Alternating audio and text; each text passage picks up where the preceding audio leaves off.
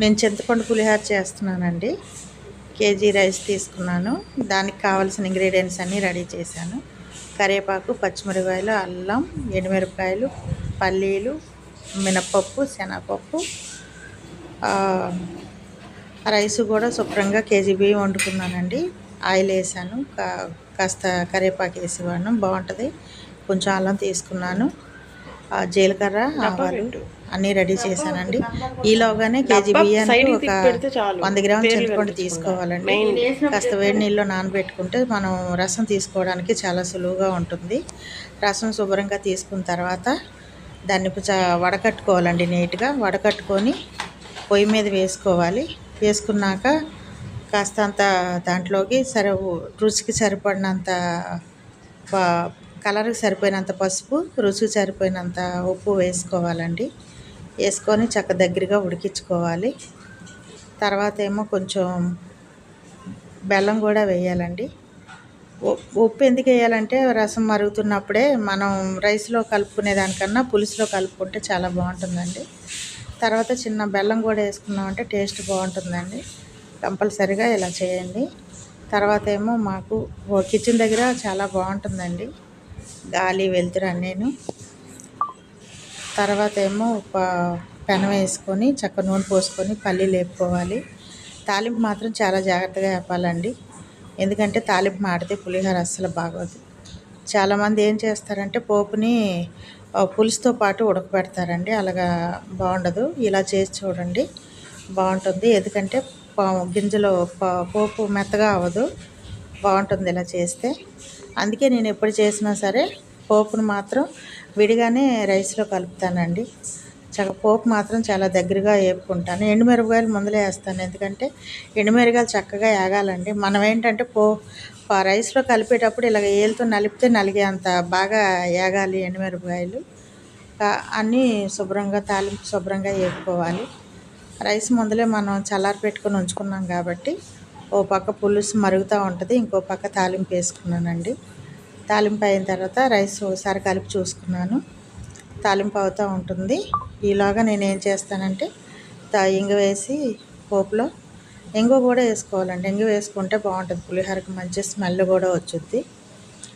పల్లీలు, ఎండుమిరపకాయలు, ఇంగువ వేగేటప్పుడే మనం పులుసుని తీసి కాస్త రైస్లో కలుపుకోవాలండి. కలుపుకుంటే ఈలోగా మనకు తాలింపు వేగేటప్పటికి పులుసు చక్కగా రైస్కి పడుతూ ఉంటుంది. రైస్కి పట్టేటప్పుడే జాగ్రత్తగా తాలింపును చూసుకుంటూ ఉండాలండి, ఎందుకంటే దేనికైనా సరే ముఖ్యంగా తాలింపేనండి. తాలింపు బాగోకపోతే మనం ఎంత కష్టపడి చేసినా సరే బాగోదు. తాలింపు దగ్గరే మనం శ్రద్ధంతా పెట్టి చాలా జాగ్రత్తగా చేయాలి. ఇలా చేస్తేనే పిల్లలు చాలా ఇష్టపడతారు, బాగా తింటారు కూడా. మనం కష్టపడి చేసేదానికి మన పిల్లలు ఇష్టంగా తింటే మనకు అది చాలా సంతోషం కదండి. అందుకనే నేను కిచెన్లో మాత్రం చాలా జాగ్రత్తగా శ్రద్ధగా చేసి పెడతాను పిల్లలకి. వాళ్ళు అలా తింటాం నాకు చాలా ఇష్టం అండి. ఆయిల్ కూడా మనం ఏం ఎక్కువ వేయక్కర్లేదండి, కాకపోతే పులిహోరకి పప్పు నూనె వేసుకుంటే చాలా బాగుంటుందండి. నేను వేరుశనగ నూనె వేసాను కాబట్టి మనకు అసలు కలుపుతున్నప్పుడే చాలా మంచి స్మెల్ వచ్చుద్దండి. ఇలా చేసి చూడండి. బాగా కలిపి దగ్గరగా చేసుకున్నాక మనం ఏం చేయాలంటే గాలి పోకుండా దీని మీదకి మూత కూడా మనం రెడీ చేసుకోవాలి. మనకు సరిపడగా మూత లేకపోయింది అనుకోండి, క్లాత్ అయినా కప్పుకోవచ్చు. కాబట్టి పులిహోరను ముందు జాగ్రత్తగా చేయితో కూడా శుభ్రంగా కలపండి.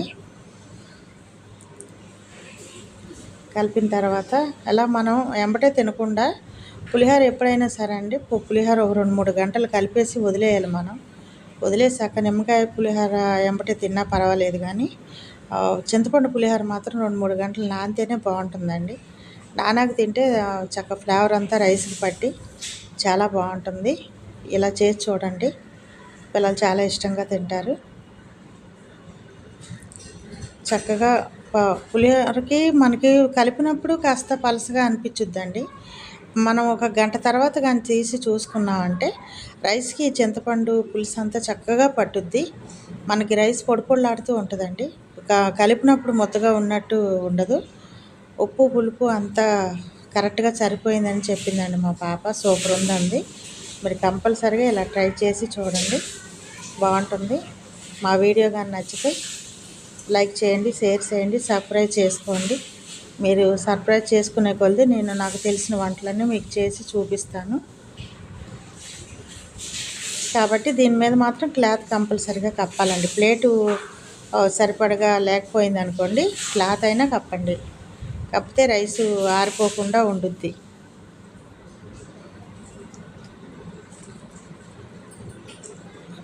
తెల్లని క్లాత్ ప్లేట్ వేస్తున్నాను అండి. ప్లేట్ సరిపోలేదు, అందుకని నేనేం చేస్తున్నానంటే క్లాత్ వేస్తున్నాను.